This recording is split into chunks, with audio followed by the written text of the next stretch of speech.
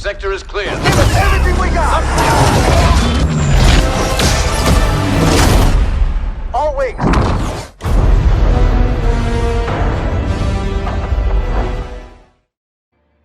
Hello everyone, welcome to my video. I have noticed some people struggling to have success in the heroes versus villains aspect of Star Wars Battlefront 2, and I'm going to show you all one of my matches with an entire random team to show you that you are able to have success even when you are not in a group with people that you know and can communicate with.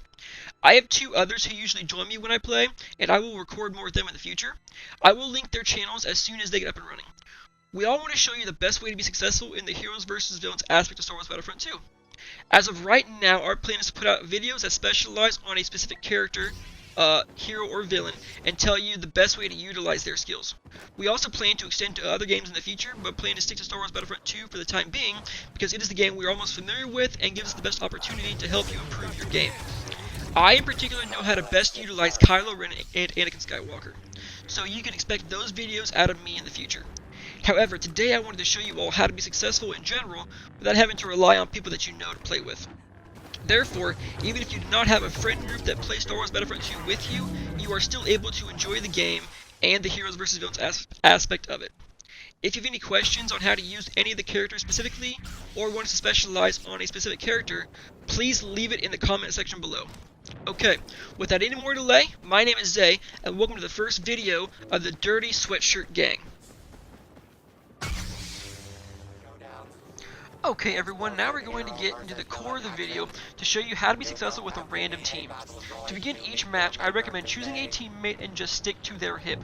This method works best because you cannot rely on your teammates to want to stick with you.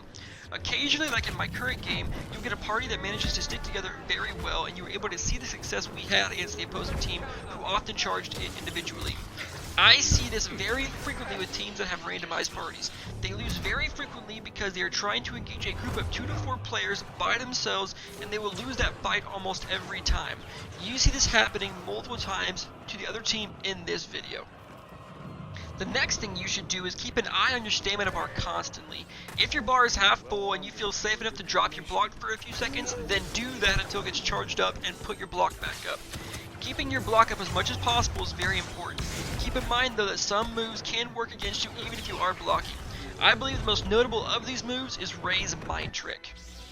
If she hits you with that move, put your block up and attempt to escape. In the intro of this video at the 1 minute 18 second mark, you can see me try, but I'm ultimately unsuccessful because I did not follow the guidelines I'm about to tell you. Whenever you are hit with that move, you need to hold up your block, move forward, and tap your dodge button. The mistake I made was pushing backwards instead of forwards, so I trapped myself in between 2 enemies and was quickly taken care of. However, this method obviously doesn't work as well if you're next to a ledge and could easily fall off. If that happens to you, I recommend holding block and jumping out of the way. There are many moves that ignore block, so keep your eyes open to the movements of your opponents and the incoming projectiles. The next topic we will be discussing is the proper use of your skills. It is very easy to tell when you are playing against somebody who doesn't understand the system very well because they will often try to use a force move when a block is being held up. Do not let this be you, because experienced players will target you relentlessly if they notice this behavior. While staying on the topic of force moves, make sure that you use them when they make sense. For example, it's best to use Luke's force push when you have enemies near a ledge. Another example would be to use Boba Fett's concussion missiles when you see multiple players from your team fighting multiple players from the opposing team in a group. This makes it very easy to give your team a great advantage by limiting your opponent's vision in combat. Learning these skills and the best time to use them is essential to being successful. Keep in mind though that you will make mistakes all the time when using your moves. I make a few mistakes in this video, just do your best and learn over time. The next piece of advice is one of the most important pieces of information I can give to somebody playing with a random team. Know your limits. Do not try and fight if your chances of victory are low. If you're in a situation and you determine that you cannot win, you need to hold your block and back out of the fight. You can watch me do this at the 6 minute 40 second mark in this video. You can see that I should have easily been taken advantage of and killed by Count Dooku and Darth Vader, but because I backed out of the fight, I was able to be saved by my teammates. There is absolutely no shame in backing out of a fight and waiting for reinforcements to show up. Your team will be much happier helping you fight versus you trying to win an impossible battle. I will repeat that it is very important to know your particular character's strengths. For most characters, I would argue that it is best to fight defensively, hold up your block, and utilize counterattacks. Wait for your opponent to make contact with your block, and then attack once or twice while keeping the block button held down. However, there are exceptions to this rule. The main case would be Count Dooku. He has abilities that make him excellent at fighting 1v1. He uses this ability on me at the 2-minute and 28-second mark of this video, and manages to take care of me very quickly. But, for most of the other characters, utilizing blocks and counterattacks is the best way to be successful in melee combat. Another key aspect to your success is to keep your eyes moving constantly to combat opposing players trying to be sneaky.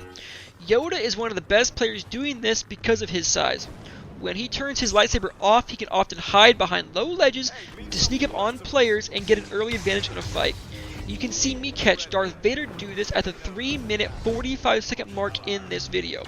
At that point, I know there is somebody there because I see the red reflection of the lightsaber on the wall behind the pillar, but I was unable to see it was Darth Vader until he attempted to make his move. So my response was to wait for him to walk out and follow my friends so I could sneak a behind the back attack. Once I did this, my teammates heard it and he was overwhelmed quickly. Keeping your eyes and ears open is one of the most underrated ways to be successful in heroes versus villains, in my opinion. Most players charge into fights without thinking tactically, and they get swarmed and die more often than they are successful. It is also important to keep an eye out for your teammates. This is especially true for the ranged heroes and villains. Although they can use dodge rolls and can generally be successful in melee, they cannot block and would always benefit from a saber user by their side. You can see me jump in to help Chewbacca at the 7-minute 8-second mark, and for Luke at the 1-minute 58-second mark. When you keep your teammates safe, you protect your team's death count. Now we are on to the last bit of information I can give in this video, and it is probably the most difficult. Stay calm and do not get reckless because you die. While learning heroes and villains, you will die many times. The key is to maintain your composure and not make beginner mistakes because you are getting frustrated. It is important to know what each character is good at and the best way they can be utilized in your team and how they mix with other members on either the light or the dark side. As I mentioned before, the rest of the Dirty SweatShirt Gang and myself will be making videos on most of the characters available in the Heroes vs. Villains game mode. If there are any heroes you would like videos of earlier, please let us know down in the comment section.